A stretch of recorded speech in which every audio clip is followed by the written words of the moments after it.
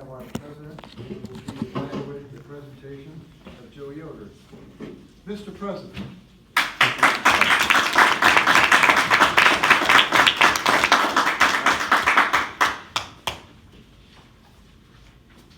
Toastmasters and Joe.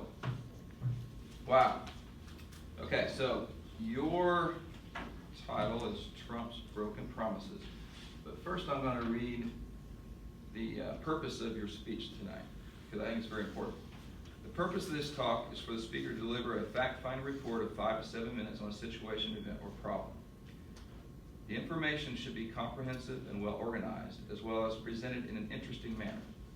This talk should include an overview of the report, an explanation of how the data was gathered, and a thorough presentation of the relevant facts.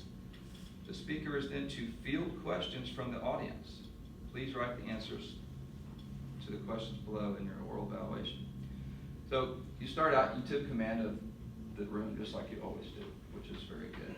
We all know we're going to listen to what Joe has to say, because Joe makes sure we listen to what he has to say. That's great. And that's your style, and that's very effective. Where I got lost is I'm going to title my evaluation, I'm confused, because I'm looking at the purpose and what was supposed to be done, and there was no Q&A, which means that you tried to broaden it probably to too many topics. I know it was a rebuttal to another member's speech a few weeks ago, and if you were here, we all understood that. If someone wasn't here, we probably didn't understand that. You're explaining the purpose of the report. You did a fair job of that. I mean, you did mention someone else had a report that was Trump's promises, and you were rebutting of Trump's unkept promises. I did find some flaws, though. First of all, on a speech like this, I think it's a good idea to not be too polarizing. And I felt like you were. Remember, half the room is going to like what you say, and half the room is not going to like what you have to say. So I think diplomacy is always good in situations like that. And I didn't feel like you were very diplomatic. That's my personal opinion. You had a list of issues that you talked about, and we did know the purpose of your speech. There were some things that bothered me a little bit, though. I mean, you talked about build the wall as one of the things.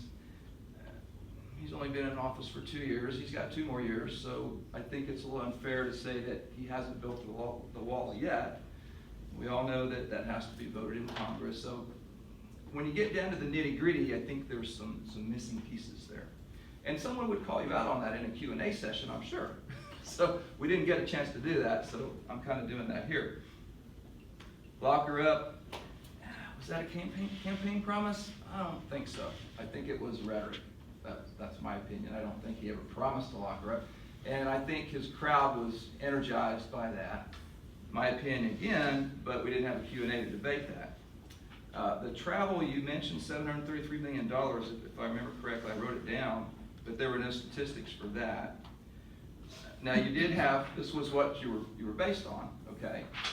And mathematically, I can't argue with it, but when you have a slope that goes from here down to here and you're nearing zero, of course it's going to flatten and the rate's going to change.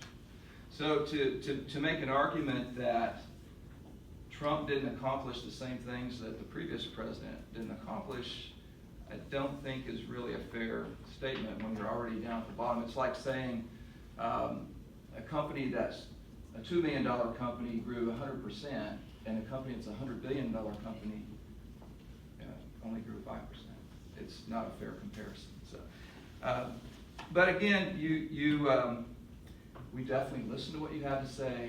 You said it with passion. I totally appreciate that, and I do enjoy your speeches, Joe. Thank you.